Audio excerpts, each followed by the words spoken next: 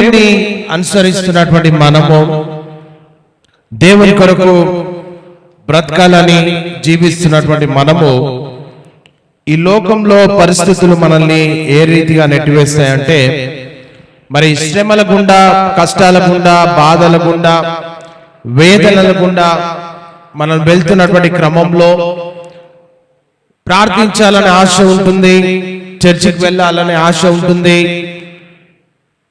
లేకపోతే అనేక రీతులుగా మనము జీవిస్తున్నటువంటి క్రమంలో ఇబ్బందులు ఎదురైతా ఉంటాయి. ఈ లోకంలో శ్రమ లేని మనిషి అంటూ లేడు. ధనవంతునికి శ్రమలు ఉంటాయి, పేదవానికి శ్రమలు ఉంటాయి, స్త్రీలకు శ్రమలు ఉంటాయి, పురుషులకు శ్రమలు ఉంటాయి, ఉన్నత విద్యావంతునికి శ్రమలు ఉంటాయి, అనేకులకు శ్రమలు ఉంటాయి. మరి ప్రతి ఒక్కరి జీవితంలో ఏదో ఒక విధమైనటువంటి బాధ, కన్నీరు, పరీక్ష, నిరాశ, నిస్పృహల్లో చాలా మంది కొట్టుమిట్టాడుతూ ఉంటారు. మరి ఇలాంటి వారి కొరకు ఇట్లాంటి సమస్యలు ఫేస్ చేస్తున్నటువంటి తరుణంలో, అనుభవిస్తున్నటువంటి తరుణంలో మనకు విశ్వాసులంగా మనకు ఒక ఆలోచన వస్తుంది. నాకే నా ఇంట్లో ఇన్ని కష్టాలు రావాలా, నాకే ఆర్థిక సమస్యలు రావాలా, నాకే వేదన కలగాల, నాకే దుఃఖము కలగాల, నేను ఇంతగా ప్రార్థన చేస్తా, ఇంతగా దేవుని వాక్యాన్ని వింటా, మరి ప్రతి ఆదివారం నేను చర్చికి పోతా, బుధవారం చర్చికి పోతా, వివిధ ప్రార్థనలు వ్యక్తిగతంగా మరి ఆ దేవునితో సమయాన్ని గడుపుతున్న నాకు ఎందుకు ఈ పరీక్ష అనే ఒక ఆలోచన మనుషులకు వస్తుంది. ఎవరికైనా వచ్చిందా? మీకు ప్రార్థన చేస్తా, చర్చికి పోతా, వాక్యం చదువుతా, నా శరీరంలో ఎందుకు ఈ అనారోగ్యం, నాకు కుటుంబంలో అశాంతి, ఎందుకు ప్రజలతోటి సమస్యలు అని ఎప్పుడన్నా ఆలోచనలు కలిగినాయా మీకు? మానవులకు అందరికి వస్తాయి ఈ ఆలోచన. కానీ మరి దేవుడు నన్ను మర్చిపోయాడా అని అనుకుంటాం. వచ్చిందయ్యా ఈ ప్రశ్న, దేవుడు నన్ను మర్చిపోయిందా? ఎవరన్నా అనుకుంటారు. నేను ప్రార్థిస్తున్నా, ఎందుకు ఈ బాధ నాకు కలుగుతుంది? నేను దేవుని బిడ్డనైతే నాకు ఎందుకు ఈ కష్టాలు? మరి ఇట్లాంటి ఆలోచనలు మదిలో తిరుగుతున్నటువంటి క్రమంలో బైబిల్లో అపోస్తలుడైనటువంటి పౌలు గారు ఒక సత్యాన్ని ప్రకటిస్తుంటారు. ఏంది ఆ ప్రకటన అంటే, ఏంది ఆ వాక్యం అంటే, 2వ కొరింథీయులకు రాసిన పత్రిక 1వ అధ్యాయం 3వ వచనం నుంచి చదువుకుందాం. కనికరము చూపు తండ్రి. మొదటి మాటల్లోనే వాక్యంలో ఏమని చెప్తుంది? ఇక్కడ కనికరము అనే మాట చూపిస్తుంది. కనికరాన్ని, ఆ మాటను కనుక మనం ధ్యానిస్తే, కనికరము ఎవరికి చూపెట్టాలి? కనికరం అనేది ఎవరికి చూపెట్టాలి అంటే, బాధలో ఉన్న వారిని ఉద్దేశించి చెప్తున్నటువంటి మాట. బాధ అనగా మనోవేదనకు గురవుతున్నటువంటి ఒక విశ్వాసిని ఉద్దేశించి మరి ఈ వాక్యము రాయబడింది అని వాక్యంలో మనం చూడొచ్చు. అంతేకాకుండా ఈ వాక్యంలో ఇంకొంచెం ముందుకు వెళ్తే, సమస్తమైన ఆదరణ అనుగ్రహించి దేవుడు అంట. ఈ 2 మాటలు కనుక మనం క్షుణ్ణంగా పరిశీలన చేస్తే, బాధలో ఉన్న విశ్వాసికి దేవుడు కనికరం చూపిస్తాడు. రెండోది, భూమి మీద మనకు ఎవ్వరు ఆదరించరు, నానేవారు దూరం కొడతారు.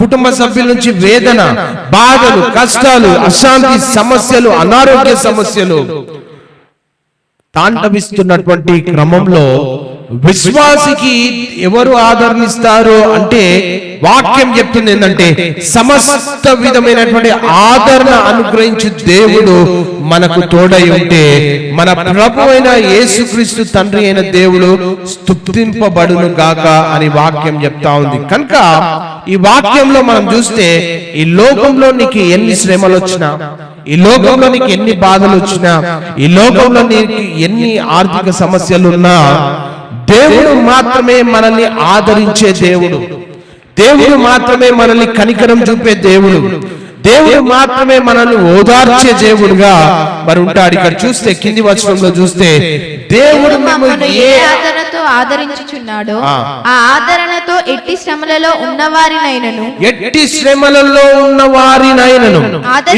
ఈ రోజు నీకు ఏ శ్రమ ఇబ్బంది పెడుతుంది?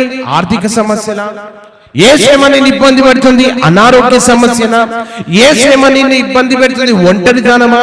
ఏ శ్రమ నిన్ను ఇబ్బంది పెడుతుంది అంటే లోకంలో ఏ శ్రమ నిన్ను ఇబ్బంది పెట్టినా వాక్యం ఏం చెప్తుందంటే మరి మిమ్మల్ని ఏ ఆదరణతో ఆదరించుచున్నాడో ఆ ఆదరణ ఎట్టి శ్రమలలో ఉన్న వారిని ఆయనను ఆదరించుటకు శక్తి గలవారమగునట్లు ఆయన మా శ్రమ అంతటిలో మమ్మను ఆదరించుచున్నాడని లేఖన భాగాలు చెప్తా ఉన్నాయి. కనుక దేవుడు మన శ్రమలను తొలగించడానికి మాత్రమే కాదు చేయడు, కానీ శ్రమల మధ్యలో మనల్ని ఆదరిస్తాడు. నువ్వు శ్రమలలో కుంగిపోయినప్పుడు, నువ్వు బాధల్లో కుంగిపోయినప్పుడు, అనారోగ్యం చేత నువ్వు నలిగిపోతున్నప్పుడు ఎవరు కూడా పలకరించరు, ఎవరు కూడా ఆదరించరు, ఎవరు కూడా నిన్ను మరి ఎలా ఉన్నావని మరి నిన్ను దగ్గర తీసుకొని మాట్లాడేవారు ఉండరు లోకంలో. కానీ దేవుల్లో ఉంటే, దేవుని యందు స్థిరపరచబడితే, దేవునితో ఒక సంబంధం కలిగి ఉంటే, దేవునితో ఒక మరి గొప్ప ఆదరణ దేవుడు మనకు ఇచ్చేవాడుగా ఉంటున్నాడు. అందుకనే ఇక్కడ చూస్తే మనము పొందిన ఆదరణను మరొకరికి పంచే పాత్రలుగా మనల్ని దేవుడు చేస్తాడు. అంటే నీ కష్టంలో నీకు ఆదరించబడమే కాదు, నీ బాధల్లో నీకు శాంతి రావడమే కాదు, నీ యొక్క మూలుగులో దేవుడు నిన్ను మరి నీ దుఃఖాన్ని తుడిచివేసేవాడే కాదు, కానీ నువ్వు ఆదరించబడి నువ్వు శ్రమల్లో నుండి బయటకు వచ్చి ఇతరులకు ఆశీర్వాదకరంగా దేవుడు నిన్ను మెలుపుకుంటాడు. అందుకని ఇక్కడ మరి అపోస్తలుడు అయినటువంటి పౌలు గారు మరి ఒక అద్భుతమైనటువంటి ఆ పేరును ఇక్కడ రాయడం మనం చూస్తూ ఉంటున్నాం. సమస్త ఆదరణకు కారణభూతుడైనటువంటి దేవుడు అనే మాటను చూస్తూ ఉంటున్నాం. సమస్త ఆదరణకు కారణభూతుడు. ఈ భూమి మీద నా అనేవారు ఎవరు కూడా నిన్ను ఆదరించారు. ఎంతమంది కుటుంబంలో ఎంతమంది ఉన్నా, ఎంతమంది కొడుకులు బిడ్డలున్నా, ఎంతమంది బలగం ఉన్నా, ఎంతమంది బంధువులున్నా, ఎంతమంది నీకు ఉన్నా ఎవ్వరు కూడా నిన్ను ఆదరించారు. వాక్యం చెప్తుంది సమస్త ఆదరణకు కారణభూతుడై ఎవరు అంటే బంధువులు కాదు, స్నేహితులు కాదు, దేవుడు మాత్రమే. ఈ ప్రపంచంలో మనకు మరి కొంతవరకు ఓదార్పు, మనుషులు కొంతవరకు ఓదార్పు ఇవ్వగలరు, స్నేహితులు కొన్ని మాటలు చెప్పగలరు, కానీ కుటుంబ సభ్యులు కొంత ధైర్యం ఇవ్వచ్చు, కానీ వైద్యులు కొన్ని మందులు ఇవ్వచ్చు, కానీ దేవుడు మాత్రము మన హృదయాన్ని స్వస్థపరిచే ఆదరణ దేవుని దగ్గర నుండి మాత్రమే వస్తుంది. ఈ రాత్రికాల సమయంలో నీకు కావాల్సింది ఏంటంటే దేవునితో ఒక సంబంధం కలిగి ఉండి మనం ఎప్పుడైతే జీవిస్తామో సమస్త ఆదరణకు ఆయననే కారణభూతుడని మరి ఇక్కడ వాక్యంలో మనం నేర్చుకుంటున్నాం. కనుక మరి ఇక్కడ 94వ కీర్తన 19వ వచనంలో చూస్తే కీర్తనకారుడు మరి చెప్తున్నటువంటి రాసినటువంటి మాట ఏంటంటే ఇక్కడ 94:19 వచనం, నా అంతరంగమందు విచారములు హెచ్చగా నీ గొప్ప ఆదరణ నా ప్రాణమునకు నెమ్మది కలుగజేయుచున్నదంట. చూస్తే ఏమన్నది ఇక్కడ? ఈ వచనాన్ని గమనిస్తే కీర్తనకారుడు చెప్పలేదు నా స్నేహితులు నన్ను సంతోషపరిచారు లేకపోతే నన్ను ఆదరించారు అని చెప్పట్లేదు. కీర్తనకారుడు ఏమంటున్నాడు? నా అంతరంగమందు విచారములు హెచ్చుగా నీ గొప్ప ఆదరణ నా ప్రాణమునకు నెమ్మది కలుగజేస్తుందంట. నా స్నేహితులు వచ్చి నన్ను ఆదరించారు, నా బంధువులు వచ్చి నన్ను ఆదరించారు, నా ఇరుగు పొరుగు వారు వచ్చి నన్ను ఆదరించారు, నేను కష్టంలో ఉన్నప్పుడు మరి అందరూ వచ్చి నన్ను ఆదరించాలని కీర్తనకారుడు చెప్పట్లేదు. ఇక్కడ ఏమని చెప్తున్నాడు? ఇక్కడ నా అంతరంగమందు విచారములు హెచ్చు అంటే ఒక మనిషికి అనేక కష్టాలు ఉంటాయి, అనేక అనారోగ్యాలు ఉంటాయి, అనేక బాధలు ఉంటాయి. నీ గొప్ప ఆదరణ దేవునితో సహవాసంలో ఉంటే, దేవుని కలిగి ఉంటే నీ గొప్ప ఆదరణ ప్రాణమునకు నెమ్మది కలుగజేస్తాడు ఆ దేవుడు. అందుకనే ఇక్కడ చూస్తే నా స్నేహితులు నన్ను సంతోషపరిచారని చెప్పట్లే, నా ధనం నన్ను ఆదరించిందని చెప్పట్లే కీర్తనకారుడు. ఏమని చెప్తున్నాడు ఇక్కడ? నీ ఆదరణలో నా ప్రాణమునకు నెమ్మది కలుగజేసను, సంతోషపరచను. చూసారా ఎంత మంచి మాట? ఈ మాట భూమి మీద ఎవరు చెప్పగలుగుతారు? ఒక 10 లక్షలు ఇచ్చినా ఎవరు చెప్పలేరు ఈ మాట. ఒక 10 లక్షలు ఇచ్చినా లేకపోతే ఎవరు కూడా ఈ ఆదరణకరమైన మాటలు చెప్పలేరు ఈ భూమి మీద. మనతోటే ఉంటారు, మనం వెనుక మాట్లాడతారు. ఇట్లాంటి సమాజంలో మనం మగ్గిపోతున్నటువంటి క్రమంలో ఒక కష్ట సమయంలో స్నేహితులు వచ్చి ఆదరిస్తారనే గ్యారంటీ ఎక్కడ కూడా లేదు. అందుకనే కీర్తనకారుడు చెప్తున్నాడు ఏంటంటే, మరి దేవుడే మన ఆదరణకర్తగా ఉంటున్నాడు. ఈ వాక్యంలో చూస్తే చాలా మంది బయట నవ్వుతారు, లోపల విరిగిపోతారు.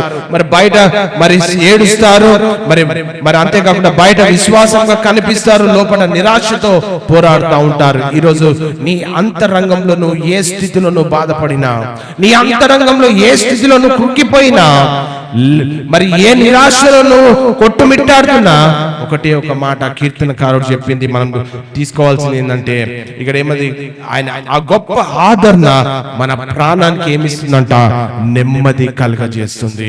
ఈ రాత్రి కాల సమయంలో ఒక బాధతో, ఒక వేదనతో, లేకపోతే ఒక అనారోగ్యంతో, లేకపోతే ఒక నిందతో, లేకపోతే ఏదో ఒక బాధ నలిగిపోయిన స్థితిలో ఈరోజు దేవుని మందిరానికి వచ్చి ఉన్నావేమో, దేవుని యొక్క వాక్యం సెలవిస్తుంది, ఆయన గొప్ప ఆదరణ మన ప్రాణములకు నెమ్మది కలుగజేస్తుంది. ప్రియ దేవుని సంగమా, లోపల నిరాశతో పోరాడుతున్నావేమో, అలాంటి హృదయాన్ని కూడా దేవుడు ఆదరించగలడు. కనుక మరి అంతేకాకుండా దేవుడు తన ప్రజలను విడిచిపెట్టేవాడు కాదు. కానీ ఇక్కడ వాక్యంలో మనం చూస్తే శ్రమ వచ్చినప్పుడు సాతాను చెప్పే మొదటి అబద్ధం ఏంటంటే, దేవుడు నిన్ను విడిచిపెట్టాడు అని చెప్తాడు. నువ్వు ఎంత ప్రార్థన చేసినా నీ ప్రార్థనకు జవాబు రాకపోతే సాతాను ఏం చెప్తాడు, దేవుడు నీ ప్రార్థన వినడం లేదు. నీకున్నటువంటి నడుము నొప్పి, నీకున్నటువంటి అనారోగ్యము, నీకున్నటువంటి మెడ నొప్పి, నీకున్నటువంటి కడుపులో ఉన్న సమస్య, అది దేవుడు స్వస్థపరచలేడు, దేవుడు నీ ప్రార్థన వింటలేడు అంటాడు సాతాను. కానీ నువ్వు ఎప్పుడైతే నువ్వు ప్రార్థన చేస్తావో దేవుని యొక్క నెమ్మది ఆదరణ మనకు లభిస్తుందని కీర్తనకారుడు చెప్తా ఉంటున్నాడు. దేవుడు నిన్ను విడిచిపోడు, నిన్ను ఆదరించి, నిన్ను కట్టి, నిన్ను నిలబెట్టి, నిన్ను స్వస్థపరిచి, నిన్ను ఆదరణ ఇచ్చి, నీ ప్రతి కష్టంలో, ప్రతి బాధలో, ప్రతి వేదనలో దేవుడు నీ పక్షాన నిలబడి నిన్ను ఉన్నతమైనటువంటి స్థితికి చేర్చి దేవుడు నిన్ను నిలబెడతాడు. అనేకులు ఈరోజు నవ్వుతుండొచ్చు, అనేకులు హేళన చేస్తుండొచ్చు, అనేకులు నిన్ను బట్టి మరి భయంకరమైనటువంటి పరిస్థితులు ఉండొచ్చు, కానీ దేవుడు మాత్రమే ఆదరణ ఇచ్చేవాడుగా ఉంటున్నాడు. అందుకనే నాహూము గ్రంథంలో ఒక మంచి మాట ఉంది, ఇక్కడ మనం చదువుకుందాం. 1వ అధ్యాయం 7వ వచనంలో, నాహూము గ్రంథంలో మరి 1:7, యెహోవా ఉత్తముడు, శ్రమదినమందు ఆయన ఆశ్రయదుర్గము. ఏంటంట వాక్యం ఏం చెప్తుంది? యెహోవా ఉత్తముడు, శ్రమదినమున శ్రమ వచ్చినప్పుడు ఎవరి దగ్గరికి వెళ్తాం? మనకు శరీరంలో అనారోగ్యం వచ్చినప్పుడు ఎవరికి చెప్పుకోగలుగుతాం? ఎవరికైనా చెప్తారా? అయ్యో నాకు ఈ రోజు బాధ వచ్చిందండి, ఈ రోజు నాకు శ్రమ వచ్చిందండి అని ఎవరికి చెప్తాం? చెప్పుకుంటే చాలా మంది శత్రువులు ఏమంటారు, మంచిగా అయింది, వీళ్ళకి ఇట్లనే కావాలనుకుంటారు, వీళ్ళు ఇట్లనే నలిగిపోవాలని సంతోషపడతారు. కానీ నువ్వు దేవుని ఎదుటకు వచ్చి దేవుని సన్నిధిలో ప్రార్థిస్తే, నీ శ్రమలలో దేవుని యందు ప్రార్థిస్తే, నీ కష్టంలో యందు దేవుని యందు ప్రార్థిస్తే, నీ కలుగుతున్నటువంటి ఇబ్బందుల యందు దేవునికి మొరపెడితే, దేవుని వాక్యము సెలవిస్తుంది ఏంటంటే, ఆయన ఆశ్రయ దుర్గముగా ఉంటాడంట. ఈ భూమి మీద ఎవరు ఆశ్రయం దుర్గంగా ఉండరు, ఈ భూమి మీద ఎవరు కూడా సహాయం చేయరు, ఈ భూమి మీద ఎవరు కూడా ఆదరించరు. కానీ దేవుని వాక్యం చెప్తుంది ఏంటంటే, శ్రమ దినమునందు ఆయన ఆశ్రయ దుర్గంగా ఉంటాడు. నో మ్యాటర్ నీకు ఎంత పెద్ద కష్టము చేత నువ్వు పోరాడుతున్నా, ఈ రోజు ఏ రీతిగా నువ్వు ఇబ్బంది పడుతున్నా, ఈ రోజు ఏ సమస్య చేత నలిగిపోతున్నా, ఈ రోజు ఒకసారి దేవుని తట్టి చూసి ప్రార్థిస్తే ఆయన నీకు ఆశ్రయ దుర్గంగా ఉంటాడంట. ఇక చూస్తే అంతేకాకుండా ఇక్కడ రాయబడి ఉన్నటువంటి మాట ఏంటంటే, తన యందు నమ్మిక ఉంచి వారిని ఆయన ఎరుగుతాడు. ఎంతమంది ఆయన నమ్ముతున్నారు? ఎంతమంది ఆయనను ఎరుగుతున్నారు? ఎంతమంది ఆయనను ఆశ్రయిస్తున్నారు? నువ్వు ఆశ్రయిస్తేనంట ఆయన నీ తట్టు చూస్తాడంట. ఆయన ఆశ్రయిస్తేనట. ఈ వచనంలో నుంచి ఒక 3 సత్యాలను నేను ఈ సందర్భంగా మీకు తెలియజేయాలని అనుకుంటున్నా. యెహోవా ఉత్తముడు. మన పరిస్థితులు మారవచ్చు, కానీ దేవుని స్వభావము మారదండి. మన పరిస్థితులు, మన స్నేహితులు, మన బంధువులు, మన రక్త సంబంధులు మారవచ్చు, డబ్బును బట్టి మారవచ్చు, సంబంధాలు మారిపోవచ్చు, కానీ దేవుడు మారని దేవుడుగా ఉంటున్నాడు. యెహోవా ఉత్తముడు, కానీ దేవుని స్వభావం మాత్రము ఎన్నటికీ కూడా మారదని లేఖన భాగాలు చెప్తాంది. రెండోదిగా ఆపత్కాలమందు ఆయన దుర్గముగా ఉంటాడు. అంటే కష్ట సమయంలో ఆయనకు మొరపెడితే ఆయన ఆశ్రయ దుర్గంగా ఉంటాడు. దుర్గం అంటే శత్రువు చేరలేని స్థలం. ఇంకా ఆశ్రయ దుర్గం అంటే శత్రువు చేరలేని స్థలము. ప్రపంచం కూలిపోయినట్లు అనిపించిన దేవుని ఆశ్రయంలో ఉన్నవాడు సురక్షితంగా ఉంటాడు. ప్రపంచమంతా నలిగిపోతున్నా దేవుని ఆశ్రయంలో ఉన్నవాడు సురక్షితంగా ఉంటాడు. ప్రపంచమంతా మరి అనేక పాండమిక్స్ వచ్చిన, అనేక రోగాలు వచ్చిన, ప్రపంచమంతా దేవుని ఆశ్రయంలో ఉన్నవాడు సురక్షితంగా ఉంటాడు. ప్రియ దేవుని సంగమా, అందుకనే రెండోది ఏంటంటే ఆపత్కాలమున ఆయన దుర్గముగా ఉంటాడు. కనుక మూడోది తనను ఆశ్రయించు వారిని ఆయన ఎరుగుతాడంట. దేవుడు కేవలం మన పేరు మాత్రమే తెలుసుకోడు, కానీ మన బాధలను కూడా తెలుసుకుంటాడు, మన కన్నీటిని తెలుసుకుంటాడు, మన రాత్రి ప్రార్థనలు తెలుసుకుంటాడు. రాత్రి పడుకునే సమయంలో నువ్వు ఎంతగా కన్నీటితో ప్రార్థన చేసినా, నిద్ర లేని రాత్రులు ఎన్ని గడిపినా, ఏ రీతిగా నలిగిపోయినా, నీ ప్రతి కష్టము, ప్రతి బాధ, ప్రతి వేదన ఆయనకు తెలుసు. ప్రియ దేవుని సంగమా, అందుకని వాక్యం చెప్తుంది ఏంటంటే ఆయన తనను ఆశ్రయించు వారిని ఆయన ఎరుగును. ఎన్ని కన్నీళ్లు గార్చినా ఆయన నిన్ను ఆదరించే దేవుడుగా ఉంటున్నాడు. ఈ రాత్రికాల సమయంలో ఇప్పటి వరకు నీ జీవితంలో అనేక కన్నీటి ప్రార్థనలు చేసిండొచ్చు, నీ జీవితంలో అనేక ఒంటరితనం అనుభవిస్తుండొచ్చు, నానేవారు నిన్ను దూరం కొడుతుండొచ్చు. దేవుడు అంటున్నాడు తనను ఆశ్రయించు వారిని నేను ఎరుగును అంటున్నాడు. ఈ మాట ఎవరు చెప్తారు? రక్త సంబంధులు చెప్తారా? ఈ మాట అన్నదమ్ములు చెప్తారా? ఈ మాట అక్కజనులు చెప్తారా? ఈ మాట బంధువులు చెప్తారా? ఈ మాట స్నేహితులు చెప్తారా? ఎవరు చెప్పారు ఈ మాట? కానీ వాక్యం చెప్తుంది తనను ఆశ్రయించు వారిని ఆయన ఎరుగుతాడంట. దేవుని దృష్టి ఒక విశ్వాసి మీద ఉంటే, దేవుని యొక్క కన్ను దృష్టి ఒక విశ్వాసి మీద ఉంటే నిరంతరము అభివృద్ధిలో ఉంటాడు, నిరంతరము ఆరోగ్యంగా ఉంటాడు, నిరంతరము దేవుని సంరక్షణలో ఉంటాడు. ప్రియ దేవుని సంగమా, ఈరోజు ఈ మాటను నువ్వు ఏ రీతిగా నీ జీవితంలో అన్వయించుకుంటావు? మన గురించి ఎవరు పట్టించుకోకపోయినా దేవుడు పట్టించుకుంటాడు. భూమి మీద ఎవరు పట్టించుకోకపోయినా దేవుడు పట్టించుకుంటాడు. అందరికీ మర్చిపోయిన వ్యక్తి కావచ్చు, కానీ దేవుని దృష్టిలో మీరు అమూల్యమైనటువంటి వ్యక్తులుగా దేవుడు చూస్తాడు మనల్ని. కనుక మనం భయపడాల్సిన అవసరం లేదు, దిగులు పడాల్సిన అవసరం లేదు, కృంగిపోవాల్సిన అవసరం లేదు, భవిష్యత్తు ఏ రీతిగా ఉంటుందో అని భయపడాల్సిన అవసరం లేదు. ప్రియా దేవుని సంగమా, అయ్యో నా వయసు అయిపోయింది, నా శరీరంలో అనారోగ్యం ఉంది, లేకపోతే నేను కృంగిపోతున్నా, నాకు ఆర్థిక సమస్యలు ఉన్నాయి, నన్ను ఎవరు ఆదుకుంటారు అని బాధపడుతుండొచ్చు. కానీ వాక్యము చెప్తుంది ఏంటంటే తనను ఆశ్రయించు వారిని ఆయన ఎరుగుతాడు. దేవుని దృష్టిలో అందరూ కూడా అమూల్యమైన వారే. కనుక నీ జీవితంలో కావాల్సింది ఎవరో కాదు, నీకు కావాల్సింది నీ దేవుడే, నీకు కావాల్సింది నీ దేవుడే. కనుక దేవుడు గాయపరిచిన హృదయాన్ని స్వస్థపరుస్తాడు. చాలా మంది గాయపడిన శరీరానికి వైద్యం చేస్తారు, కానీ గాయపడిన హృదయానికి ఎవరు వైద్యం చేస్తారు? బాధలలో ఉన్న హృదయానికి ఎవరు వైద్యం చేస్తారు? ఏ టాబ్లెట్ వేసుకుంటే బాధ పోతుంది చెప్పండి? మనకు బాధ, మనం కలత చెందినప్పుడు, దుఃఖంలో ఉన్నప్పుడు, బాధలో నలిగిపోతున్నప్పుడు ఏ టాబ్లెట్ వేసుకుంటే ఎవరు బాగు చేస్తారు? ఏ డాక్టర్ దగ్గర పోతే ఎవరు బాగు చేస్తాడు? దేవుడు చెప్తున్నాడు ఏంటంటే ఆయన గాయపరిచిన హృదయాన్ని స్వస్థపరుస్తాడు.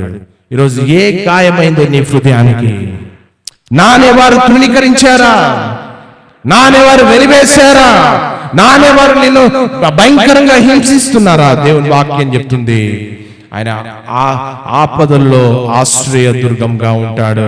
147వ కీర్తన 3వ వచనంలో చూస్తే ఇక్కడ ఇంకా అమూల్యమైనటువంటి మాట ఇక్కడ చూస్తాం. ఇక్కడ గుండె చెదిరిన వారిని ఆయన బాగు చేయువాడు. గుండె చెదిరిన ఎవరు బాగు చేస్తారు? నీ హృదయం నిండా బాధ ఉందేమో, నీ హృదయం నిండా మరి దుఃఖం ఉందేమో, నీ హృదయం నిండా అలసిపోయినవేమో పరిస్థితులను చూసి చూసి చూసి. ఈరోజు నిరుత్సాహంలో ఉన్నావేమో, ఈరోజు డిప్రెషన్ లో ఉన్నావేమో, ఎవరు సహాయం చేస్తారని అనుకుంటున్నావేమో. ఒకసారి దేవుని తట్టు చూస్తే దేవుని మాటలు చెప్తా ఉంటాడు. గుండె చెదిరిన వారిని ఆయన బాగు చేస్తాడంట, వారి గాయములను కడతాడంట. ఈరోజు నీ హృదయం ఏ మాటల చేత గాయపరచబడింది? నీ హృదయం నిండా కలత చెందినవేమో, నీ హృదయం అంతా కూడా నిన్ను ఇట్లా కదిలిస్తే నువ్వు దుఃఖం బయటికి వస్తుందేమో.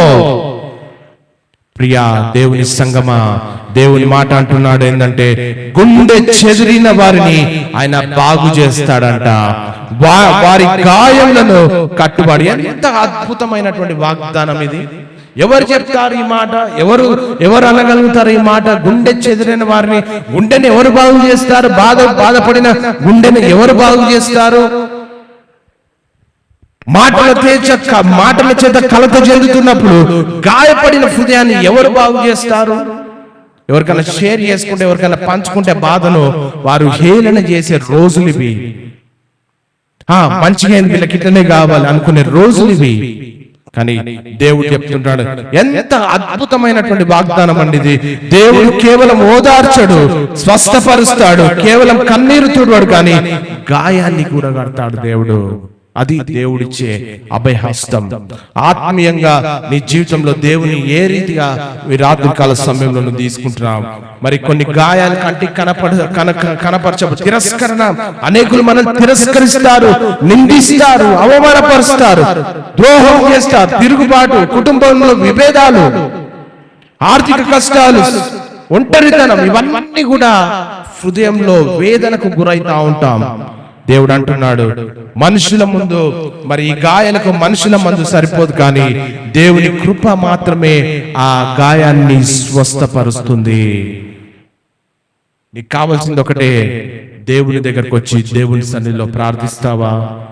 నీకు కావాల్సింది ఒకటే, దేవుని తట్టు చూడడమే.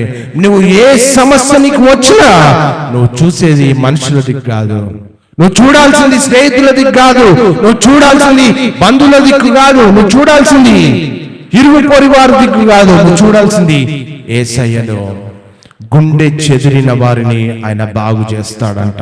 ఈ రాత్రికాల సమయంలో ఏ భారము చేత నీ హృదయం నిండింది, ఏ రీతిగా నీ హృదయం గాయపరచబడింది, ఒకసారి దేవుని తట్టు చూడు, దేవుడే నిన్ను బాగు చేస్తాడు. విలాప వాక్యంలో 3వ అధ్యాయం 31 నుంచి 33 వరకు. ప్రభువు సర్వకాలం విడనాడు. ప్రభువు ఏంటంట? సర్వకాలం విడనాడడు. ప్రభువు సర్వకాలము విడనాడు. మనం ఏమనుకుంటాం? అయ్యో నేను ఈ రీతిగా కష్టపడుతున్నా, నాకు ఈ అనారోగ్యం వచ్చింది, నాకు ఈ రీతిగా బాధపడుతున్నా, నాకు ఎవరు సహాయం చేసే వాళ్ళు లేరు, దేవుడు కూడా నన్ను మర్చిపోయాడని సాతాను చెప్తుంటాడు. కానీ వాక్యం ఏం చెప్తుంది? ప్రభువు సర్వకాలము, సర్వకాలం అంటే జీవిత కాలము విడనాడైన కొన్ని పరిస్థితులు అనుమతిస్తాడు. ఎందుకు అనుమతిస్తాడు? నీ జీవితంలో పరిస్థితులు ఎందుకు వస్తాయి? పరిస్థితులు ఎందుకు వస్తాయి? అనారోగ్య సమస్యలు ఎందుకు వస్తాయి? ఆర్థిక సమస్యలు ఎందుకు వస్తాయి? ఇతరులు మనల్ని వేధిస్తారు, ఎందుకు ఇతరులు మనల్ని నిందిస్తారు? కొన్ని విషయాల్లో దేవుడు అనుమతిస్తాడు, కానీ దేవుడు విడిచిపెట్టడు. నువ్వు అనుకుంటున్నావు, దేవుడు నన్ను విడిచిపెట్టాడు, నేను ఇంతలా బాధపడుతున్నా, దేవుడు ఇంతలా ఏడుస్తున్నా, నేను ఇంతలా కృంగిపోయినా, ఇంతలా నలిగిపోయినా, ఇంట్లో వాళ్ళు కూడా నన్ను తృణీకరిస్తున్నారు, ఇంట్లో వారు కూడా నన్ను వేధిస్తున్నారు, ఇంట్లో ఉంటే కూడా నాకు సంతోషం లేదు, దేవుడు కూడా నన్ను మర్చిపోయాడని నిరుత్సాహంలో దిగులు చెందుతున్నావేమో. ఈ రాత్రికాల సమయంలో దేవుని మాట చెప్తున్నాడు, ప్రభువు సర్వకాలము విడనాడడు. 32వ వచనం, ఆయన బాధ పెట్టినను తన కృపా సమృద్ధిని బట్టి జాలి పడతాడంట. దేవుడు ఏం చేస్తాడంట? ఎవరు జాలి పడతారండి ఈ భూమి మీద? బంధువులు జాలి పడతారా? స్నేహితులు జాలి పడతారా? కష్టంలో ఉంటే ఎవరు ఆదరిస్తారు? ఎవరు ఆదరించారు? దేవుడు చెప్తున్నాడు ఇక్కడ, తన కృపా సమృద్ధిని బట్టి ఆయన జాలి పడతాడు. కృపా సమృద్ధిని బట్టి ఆయన జాలి పడతాడని లేఖన భాగాలు చెప్తా ఉన్నాయి. 33వ వచనంలో, హృదయపూర్వకముగా ఆయన నరులకు విచారమునైనను కలుగజేయడంట. చూసారా? హృదయపూర్వకంగా ఆయన నరులకు విచారమునైన. నువ్వేమనుకుంటావు? అయ్యో నేను ఇంతలా బాధపడుతున్నా, ఇంత ఆర్థిక సమస్యలు నాకున్నాయి, ఇంత అనారోగ్య సమస్యలు నాకున్నాయి, ఇంత నిందిస్తున్నా, ఇంత అవమానపడుతున్నా, ఇంత దుఃఖపడుతున్నా అని అనుకుంటావు. కానీ దేవుడు చెప్తుంది ఇక్కడ చూడండి, హృదయపూర్వకంగా ఆయన నరులకు విచారమునైనను బాధనైనను కలుగజేయడంట. ఈ వచనం దేవుని హృదయాన్ని మనకు తెలియజేస్తాడు. అంటే ఎంత ప్రేమమయుడైనా, ఎంత ఆదరణకర్త అయినా, ఏ రీతిగా ఎంతలా ఆదరిస్తాడైనా. తల్లిదండ్రులు ఆదరిస్తారా, బంధువులు ఆదరిస్తారా, స్నేహితులు ఆదరిస్తారా? ఎవ్వరు ఆదరించరు. నీకు ఏ బాధ వచ్చినా దేవుడు మాత్రమే ఆదరిస్తాడు. దేవుడు మన బాధలో ఆనందించాడు. ఆయన ఉద్దేశం మనల్ని నాశనం చేయడము కాదు, కానీ మనల్ని తనకు మరింత దగ్గర చేయడానికి ఆయన కృపా సమృద్ధి మనకు ప్రచురం చేస్తూ, ఆయన కృపా సమృద్ధి మనల్ని ఆదరిస్తూ మనల్ని ఇంకా దేవునిలో ఎదిగేటట్టు చేస్తుంది. ఈ రాత్రికాల సమయంలో దేవుని ఆదరణ నీకు కావాలి అంటే నీ కష్టకాలంలో, వేదన కాలంలో దేవుని చుట్టూ చూడడమే. దేవుడి శ్రమను శిక్షగా కాదు, శిక్షణగా దేవుడు పైకి ఇస్తాడు. మనం అనుకుంటాం ఆ దేవుడు మర్చిపోయాడు, దేవుడు కూడా మనల్ని శిక్షిస్తుంది అనుకుంటాం. ఆ శిక్ష కాదు, శిక్షణగా మారుస్తాడు. అంటే నీ ఇబ్బంది కొలిలో నుండి దేవుడు నీకు మహిమనిస్తాడు. ప్రియా దేవుని సంగమా, మరి విశ్వాసంలో చాలా మంది చేసే ఒక పెద్ద పొరపాటు ఏంటంటే, నా కష్టం వచ్చిందంటే దేవుడు నన్ను శిక్షిస్తున్నాడు అంటారు. దేవుడే అనుమతించాడు, దేవుడే నన్ను శిక్షిస్తున్నంటారు విశ్వాసులు కూడా. కానీ దేవుడు శిక్షించేవాడు కాదు. అయితే ప్రతి శ్రమ శిక్ష కాదు, కానీ మరి శిక్షణగా దేవుడు మనల్ని నడిపిస్తాడు. అంటే ఒక శ్రమలో నిన్ను ఏ రీతిగా దేవుని మీద ఆధారపడేటట్టు చేసుకుంటాడు. ఒక శ్రమ నీకు వచ్చిందంటే, ఒక ఆర్థిక సమస్య నీకు వచ్చిందంటే, ఒక అనారోగ్య సమస్య నీకు వచ్చిందంటే, ఆ శ్రమలో దేవుడు నిన్ను శిక్షణ చేస్తున్నాడు. మనం ఏమనుకుంటాం, ఆ దేవుడు శాపం వచ్చింది, దేవుడు నన్ను శిక్షించాడు, దేవుడు నన్ను ఏదో చేశాడు, మనుషులు మర్చిపోయారు, స్నేహితులు మర్చిపోయారు, దేవుడు మర్చిపోయాడు అంటాడు. కానీ అది కాదు. ఇక్కడ దేవుడు శిక్షణనిస్తున్నాడు నిన్ను మరింత మహిమలోకి తీసుకెళ్ళడానికి.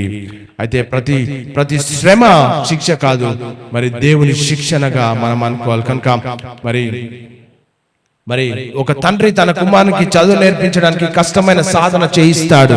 ఆ సమయంలో కుమారునికి, చిన్నపిల్లలకు చాలా బాధ కలుగుతుంది. అరే ఎందుకు ఇంత కష్టపడాలి అంటాం. కానీ పెద్దగా అయిన తర్వాత అదే శిక్షణ ఉన్నతమైనటువంటి స్థితిలో పిల్లల్ని ఎదుగుతారు, ఆశీర్వదించబడతారు. అదే విధంగా దేవుడు తన పిల్లలను కూడా మరి ఆ యొక్క క్రమశిక్షణలో పెంచుతున్నటువంటి క్రమంలో బాధపడకుండా దేవుని మీదనే ఆధారపడము మనం నేర్చుకోవాలి. అందుకని శ్రమలను దేవుడు మన జీవితాలలో అనుమతిస్తాడు. మనం ఏమనుకుంటాం, దేవుడు మర్చిపోయాడు, దేవుడు ప్రార్థన చేస్తున్నాం, దేవుడు వింటలేడు అనుకుంటాం, దేవుడు ఏదో రీతిగా మనం శిక్ష ఇస్తుండ అనుకుంటాం. కాదు, శిక్ష కాదు, అది శిక్షణ. ఆ శిక్షణ ఒక లెసన్, ఒక పాఠము నేర్చుకొని మరిన్ని ఆశీర్వాదాలు పొందుకోవడానికి ఆ పాఠం. అందుకనే కష్టకాలంలో దేవుని మీద ఆధారపడడం మనం నేర్చుకోవాలి. హెబ్రీయులకు రాసిన పత్రిక 12వ అధ్యాయం 11వ వచనం. హెబ్రీయులకు రాసిన పత్రిక 12వ అధ్యాయం 11వ వచనం. మరియు ప్రస్తుతమందు సమస్త శిక్షయు దుఃఖకరంగా కనబడునే గాని సంతోషకరంగా కనబడదు. సంతోషకరం. ఎంతమంది బాధలు ఉన్నారు ఇక్కడ అంటే అందరు బాధలు ఉన్నామని చెప్తారు. ఉన్నాయా మీకు బాధలు? ఉన్నాయండి మీకు బాధలు? మీరేమనుకుంటారు, ఇదంతా కూడా ఇట్లా సమస్త శిక్ష అనుకుంటాం. ఇక్కడ చూడండి, ఇక్కడ ప్రస్తుతమందు సమస్త శిక్షయు దుఃఖకరంగా కనబడునే గాని సంతోషకరంగా కనబడదు. పరిస్థితులన్నీ కూడా దుఃఖకరంగానే ఉంటాయి. అనారోగ్యం వచ్చినప్పుడు దుఃఖంతోటే ఉంటారు, బాధతోటే ఉంటారు. ఆర్థిక సమస్యలు వచ్చినప్పుడు ఏడుస్తూ ప్రార్థన చేస్తారు. కానీ సంతోషకరంగా కనబడదు. అయినలో వారికి అది నీతి అను సమాధానకరమైనటువంటి ఫలం ఇస్తుందంట. అంటే నీ ప్రస్తుత సమస్యలో నువ్వు కృంగిపోతే నిజమైన ఫలాలను నువ్వు పొందుకోలేవు. అందుకనే డిప్రెషన్ మనలోకి రాకుండా దేవుని మీద నిరంతరము కట్టబడుతుండాలి. నిరుత్సాహము రాకుండా మనము దేవుని మీద కట్టబడుతుండాలి. ఈ వచనం ఎంత స్పష్టంగా చెప్తుందంటే శిక్షణ అప్పటికి ప్రస్తుతానికి బాధాకరమే అయి ఉండొచ్చు, కానీ తర్వాత నీతి ఫలాన్ని ఫలిస్తుంది. ఎంతమందికి కావాలి నీతి ఫలాలు, ఆశీర్వాదాలు?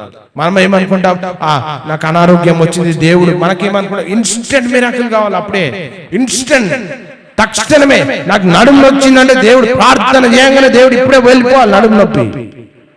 అనారోగ్యం వచ్చిందంటే నాకు ఎప్పుడు ప్రార్థన చేయగానే ఇప్పుడే వెళ్ళిపోవాలి అనుకుంటాం. ఆర్థిక సమస్యలు వస్తుంటే అప్లోడ్ ఇంటి ముంగడు ఇప్పుడే దేవా ప్రార్థన చేయగానే పైకి ఆకాశవాక్యం విప్పి పట్ట జాలంతో విస్తారమైన ఆశీర్వాదం కుమ్మరించాలని ప్రార్థన చేస్తే ఒక్క రూపాయి కూడా పడదా? మనకి మానవులం ఏమనుకుంటాం, ఇన్స్టెంట్ మిరాకిల్స్ అప్పుడే కావాలి, కానీ దేవుడు శిక్షణనిస్తున్నాడు. ఇక చూడండి, ఇక్కడ ప్రస్తుతమందు సమస్త శిక్షయు దుఃఖకరంగా కనబడునే గాని సంతోషకరంగా కనబడదు. అయినను దాని యందు అభ్యాసము కలిగిన వారికి అది నీతి అను సమాధానకరమైనటువంటి ఫలమిచ్చును.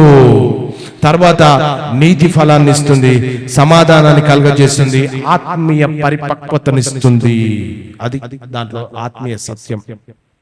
నీ జీవితంలో ఏ రీతిగా అన్వయించుకోవాలి దీన్ని అంటే, దేవుడు మన జీవితంలో తలుపులు మూసి ఉండొచ్చు, ఉద్యోగం పోయి ఉండొచ్చు, ఆర్థిక వనరులు లేకపోవచ్చు, చేసుకున్న ప్రణాళికలన్నీ కూడా విఫలమై ఉండొచ్చు, స్టాగ్నెట్ అయిపోవచ్చు, ఎక్కడ ద్వారాలన్నీ కూడా మూసుకొని పోయి ఉండొచ్చు.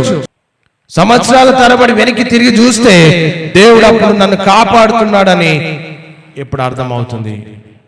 అందుకనే నిరుత్సాహపడకుండా దేవుని యందు భయభక్తులు కలిగి కష్టం వచ్చినప్పుడు ఆయననే నా ఆశ్రయదుర్గం అని ఎప్పుడైతే ముందుకు వెళ్తావో అప్పుడు నీతి ఫలాలు ఫలిస్తావు భవిష్యత్తులో. నా అనేవారిని తృణీకరించిన దేవుడు నీతిగా నేను నిలబెట్టి అనేకులకు ఆశీర్వాదకరంగా దేవుడు నిలబెడతాడు. అందుకనే యోబులో ఒక మాట ఉంది, యోబు గ్రంథం 5వ అధ్యాయం 17-18 నుంచి చూస్తే ఇక్కడ ఏమన్నా, దేవుడు గద్దించు మనుషుడు ధన్యుడు. కాబట్టి ఎవరంట? దేవుడు గద్దించు మనుషుడు ఏందంట? ధన్యుడు. ఆ శిక్షణలో మనం దేవుని మీద ఆధారపడడం నేర్చుకోవాలి. అనారోగ్యం వచ్చినప్పుడు డిప్రెషన్ లో పోకుండా, అయ్యో నాకు ఇట్లా కావాలా, నేను పనులు చేసుకోలేకపోతున్నా, నాకు ఆర్థిక సమస్యలు ఉన్నాయి, నాకు అప్పులు ఉన్నాయి, నాకు ఈ రీతిగా నేను బలహీనం అయిపోతున్నా అని అనుకొని నిరుత్సాహపడుతుంటారు చాలా మంది. కానీ వాక్యం చూడండి, ఇక్కడ దేవుడు గద్దించు మనుషుడు ధన్యుడు. కాబట్టి సర్వశక్తుడగు దేవుని శిక్షను తృణీకరింపొద్దు. ఆ శిక్షణ కాలంలో దేవుని మీద ఆధారపడడం నేర్చుకోవాలి. దేవుని శిక్షను తృణీకరించొద్దు. కింది వచనంలో చూస్తే ఆయన గాయపరిచి గాయములు కట్టును. అంటే మనకున్న సమస్యలన్నీ దేవుడిచ్చినాయా? దేవుడిచ్చినాయేనా? ఆర్థికలేమి దేవుడిచ్చిందేనా? అనారోగ్యం దేవుడిచ్చిందేనా? అంటే దేవుడు వాటిని అనుమతించాడు. ఎందుకు అనుమతించాడు అంటే దేవుని మీద ఆధారపడడం నేర్చుకోవడానికి అనుమతించాడు. ఎంతమందికి ఆర్థిక సమస్యలు ఉన్నాయి, అప్పులు ఉన్నాయి, ఎంతమందికి అనారోగ్య సమస్యలు ఉన్నాయి అంటే దేవుడు నీకు అనుమతించిందా? దేవుడు వాటిని అనుమతించాడు. ఎందుకు అంటే శిక్షణ. ఆ శిక్షణలో దేవుని మీద ఆధారపడడం నేర్చుకోవాలి. ఇక్కడ చూస్తే ఆయన గాయపరిచి గాయమును కట్టును, ఆయన గాయం చేయును, ఆయన చేతులే స్వస్థపరచు, ఆయన చేతులే స్వస్థపరచు. ఎంత అద్భుతమైనటువంటి సమతుల్యమైనటువంటి ఈ వాక్యాన్ని మనం ఏ రీతిగా అనుభవించుకోవాలి మన జీవితంలో. గాయపరిచేది కూడా దేవుడే, గాయాన్ని కట్టేది కూడా దేవుడే. వైద్యుడు చికిత్సలో గాయం చేస్తాడు, కానీ కట్టేది కూడా వైద్యుడే. అది చంపడానికి కాదు, కానీ జీవింపజేయడానికి మరి దేవుడు నడిపిస్తాడు. అదే విధంగా దేవుడు కొన్నిసార్లు మన గర్వాన్ని, మనలో ఉన్నటువంటి స్వయాన్ని లేకపోతే లోకాసక్తిని తొలగించడానికి కొన్ని బాధలు మన జీవితంలో అనుమతిస్తాడు. చాలా మంది గర్వము లేకపోతే ఇంకా ఏదో స్వయం తోటి ఏదో రకంగా ఊహించుకుంటారు. అవన్నిటి నుండి తప్పించడానికి దేవుడు కొన్నిసార్లు మరి గాయపరుస్తూ ఉంటాడు. కనుక అనుమతించే బాధ చివరికి మన ఆత్మ ఆరోగ్యానికి తీసుకొస్తుంది. కనుక మనము ఎన్ని శ్రమలు వచ్చినా మరి ఆ శిక్షణలో దేవుని మీద ఆధారపడడం నేర్చుకోవాలి. ఎందుకంటే ఆయన విడిచిపెట్టే దేవుడు కాదు, ఆయన మహిమ పరిచే దేవుడు. ఎంత పెద్ద శ్రమ నీకుందిడా, నీ శ్రమను నువ్వు చేరుకోలేకపోతున్నావా? నీకున్న కష్టాన్ని నువ్వు అంచనా వేయలేని స్థితిలో నీకు బాధ ఉందేమో. ఒకసారి దేవుని తట్టుడు. మనుషులు ప్రార్థన చేసి చేసి చేసి చేసి అలసిపోయినావేమో, బంధువులు దూరం అయిపోయారేమో, కానీ దేవుడు దూరం కాడెప్పుడు కూడా. చివరిగా ఒక వచనాన్ని చదువుకొని మనం ముగించుకుందాం. యెషయా 49:15. స్త్రీ తన గర్భమున పుట్టిన బిడ్డను కరుణింపకుండా తన చంటి పిల్లను మరుచునా, వారైనా మరుచుదురు గాని నేను నిన్ను మరువను. ఏమంటున్నాడు ఇక్కడ దేవుడు? తల్లి తన గర్భం పుట్టిన బిడ్డను కరుణింపకుండా తన చంటి పిల్లను మరచునేమో గాని నేను నిన్ను మరువను. చూసారా, ఇంత పెద్ద ధైర్యమైనటువంటి మాట ఎవరు చెప్తారు భూమి మీద? ఎవరు చెప్పలేరు. ఇంత పెద్ద కింది వచనం చూస్తే, చూడుము నా అరచేతుల మీదనే నిన్ను చెక్కి ఉన్నాను, నీ ప్రాకారములు నిత్యము నా ఎదుటనున్నవి. నిత్యము నా ఎదుట ఉన్నవి. తల్లి కూడా మర్చిపోవచ్చు, కానీ దేవుడు ఎప్పటికీ కూడా మర్చిపోడు. మరి ఆయన హృదయంలో మన పేరు ఉంటుంది, పరిస్థితి ఆయనకు తెలుసు, ప్రార్థనలు ఆయన సన్నిధిలో నిరంతరం ఉంటాయి. కానీ దేవుని మీద ఆధారపడడం మనం నేర్చుకోవాలి. ఎంత ఇక్కడ చూస్తే ఈ మాటలు ఏముంది ఇక్కడ? నేను నిన్ను మరువను, నేను నిన్ను మరువను. మనమేమనుకుంటాం, ఆ ప్రార్థన చేస్తుంటే దేవుడు నా ప్రార్థన వింటలేడు, దేవుడు నా ప్రార్థనకు చెవి ఇవ్వట్లేదు, దేవుడు నా ప్రార్థన వింటలేడు, దేవుడు మర్చిపోయాడు, మనుషులు మర్చిపోయారు, స్నేహితులు మర్చిపోయారు, బంధువులు మర్చిపోయారు, నేను అనాథగా మిగిలిపోయినాను అనుకుంటాం, నిరుత్సాహంలోకి వెళ్ళిపోతారు. దేవుడి వాక్యం చెప్తుంది, నేను నిన్ను మరువను అని వాక్యం సెలవిస్తుంది. శ్రమ కంటే ఎక్కువగా మరి భయపెట్టేది ఏంటంటే మనలో ఉన్నటువంటి నిరుత్సాహమే. మరి ఇక భవిష్యత్తు ఏమవుతుందని అనుకుంటాం, కానీ దేవుడు మాట ఇస్తున్నాడు, నేను నిన్ను మరువను అని మాట చేస్తా ఉంటాడు. కనుక నీకు ఏ రీతిగా శ్రమలు వచ్చినా ఆయననే నీకు ఆశ్రయ దుర్గంగా ఉంటాడు. ఏ రీతిగా కష్టం వచ్చినా ఆయననే నీకు ఆశ్రయ దుర్గంగా ఉంటాడు. ఏ రీతిగా నువ్వు నలిగిపోయినా ఆయననే నీకు ఆశ్రయ దుర్గంగా ఉంటాడు. అందుకని 2 నిమిషాలు దేవుని సన్నిధిలో మనం మోకరించి కళ్ళు మూసుకొని దేవుని సన్నిధిలో మనం ప్రార్థిస్తాం. దేవుని సన్నిధిలో ఎవ్వరు మనకు కష్టం వస్తే ఆదరించేవారు ఉండరు, ఎవ్వరు అనేకులు బాధ పెట్టేవారే, గాయం చేసేవారే, కానీ గాయాన్ని కట్టేది మాత్రము దేవుడు. దేవుడు శ్రమను ఉపయోగిస్తాడు. మన జీవితంలో అనేక శ్రమలు వస్తాయి. ఆ దేవుడు ఆ శ్రమను ఉపయోగించి మనల్ని పరిపక్వులుగా చేస్తాడు. పడిపోయిన మనల్ని లేవనెత్తుతాడు, తన నిత్య బాహువులతో మోస్తాడు. ఎప్పటికీ కూడా మర్చిపోడు. ఆయన సరి అయిన మార్గంలో నడిపిస్తాడు. కాబట్టి శ్రమను, ఎంత పెద్ద శ్రమని ఇబ్బంది పెట్టినా దానిని చూసి భయపడదు. శ్రమ వెనుక నిలబడి ఉన్న దేవుని చూసి ముందుకు సాగిపోయినప్పుడు మాత్రమే దేవుడు మన జీవితంలో గొప్పగా ఆశీర్వదిస్తాడు. ఈరోజు దేవుడు మీతో అంటున్నాడు, నీ శ్రమ నీ అంతము కాదు. ప్రియా దేవుని సంగమా, నువ్వు అనుకుంటున్నావు నా శ్రమనే నా అంతం అయిపోయింది, నా భవిష్యత్తు అయిపోయింది, నేను ఏ రీతిగా పెరగాలి, నా కుటుంబాన్ని ఏ రీతిగా నేను పోషించుకోవాలి, నా సమయం అయిపోయింది అని అనుకుంటున్నావేమో. నీ శ్రమ నీ అంతము కాదు, అది నేను నిన్ను సిద్ధపరచున్న మార్గం అని దేవుడు నీకు తెలియజేస్తున్నారు. ఈరోజు కన్నీరు కార్చుండొచ్చు, ప్రతిరోజు కూడా దేవుడు మీ జీవితాన్ని ఒక సాక్ష్యముగా మార్చే సామర్థ్యం కలిగిన దేవుడైనా. కనుక మనము ప్రతి విషయంలో దేవుని మీద ఆధారపడాలి. దేవుడు గాయాన్ని సాక్ష్యంగా మారుస్తాడు. గతంలో ఏడ్చిన విషయమే ఈరోజు మరొకరికి ధైర్యం చెప్పే కారణం అవుతుంది. గతంలో అనుభవించిన దారిద్ర్యమే పేదవారిని అర్థం చేసుకున్న హృదయాన్ని ఇస్తుంది. ఎదుర్కొన్న వ్యాధి రోగుల కొరకు కన్నీరు పెట్టే హృదయాన్ని ఇస్తుంది. కనుక దేవుడు వృధాగా ఏ కన్నీరు అనుమతించాడు. ఈ రాత్రికాల వేళలో నీ ప్రతి కన్నీరు ఆయన నాట్యముగా మార్చబోతుంటున్నాడు. దేవుని యొక్క కృప మరి నీ జీవితంలో ఉన్నతంగా మరి దేవుడు ఆశీర్వదిస్తాడు. ప్రియ దేవుని సంగమా, ఈరోజు మీరు ఏ శ్రమలో ఉన్నారు? కుటుంబ సమస్యలా, ఆరోగ్య సమస్యలా, అప్పుల భారమా, జీవితంలో నిరుత్సాహమా, మనుషుల సొంత ప్రజల నుండి తిరస్కారమా, ఒంటరితనమా? ఈరోజు ప్రభువు మీతో ఇలా చెప్తున్నాడు, నేను నిన్ను మర్చిపోలేదు, నీ కన్నీరు నాకు తెలుసు అంటున్నాడు. నేను నిన్ను ఆదరిస్తున్నాను. రేపు నీవే మరొకరిని ఆదరించు ఒక గొప్ప నాయకునిగా దేవుడు నిన్ను తయారు చేయొచ్చు. దేవుడి సమస్త ఆదరణకు ఆయన మూలము. శ్రమలో దేవుడు తన ప్రజలను విడిచిపెట్టాడు. శ్రమ శిక్ష కాదండి, ఆత్మీయ శిక్షణ. దేవుడు గాయపడిన హృదయాలను స్వస్థపరుస్తాడు. శ్రమలో ఆయన నిత్య బావులుగా మనల్ని మోస్తాడు. దేవుడు తన ప్రజలను ఎన్నడూ కూడా మర్చిపోయే దేవుడు కాదాయన. శ్రమ ద్వారా మనల్ని పరిపక్వులుగా చేస్తాడు. మనం పొందిన ఆదరణను ఇతరులకు పంచుట దేవుని ఉద్దేశంగా ఉంది. శ్రమ తర్వాత దేవుడు స్థిరపరిచి నిన్ను బలపరుస్తాడు. ఈరోజు ఏ శోధనలో నిలిచిన వారికైనా జీవ కిరీటము సిద్ధమైంది కనుక ఈ రాత్రికాల వేళలో దేవుడే సమస్త ఆదరణకు మూలము. ఆపత్కాలంలో దేవుడు తన ప్రజలను విడిచిపెట్టేవాడు కాదు కనుక గాయపడిన హృదయాలను స్వస్థపరచు వాడు ఆయనే. శ్రమలో ఉన్న ప్రతి విశ్వాసికి ఆయన దగ్గర తీసుకొని నిన్ను ఆదరించేవాడుగా ఉంటున్నాడు.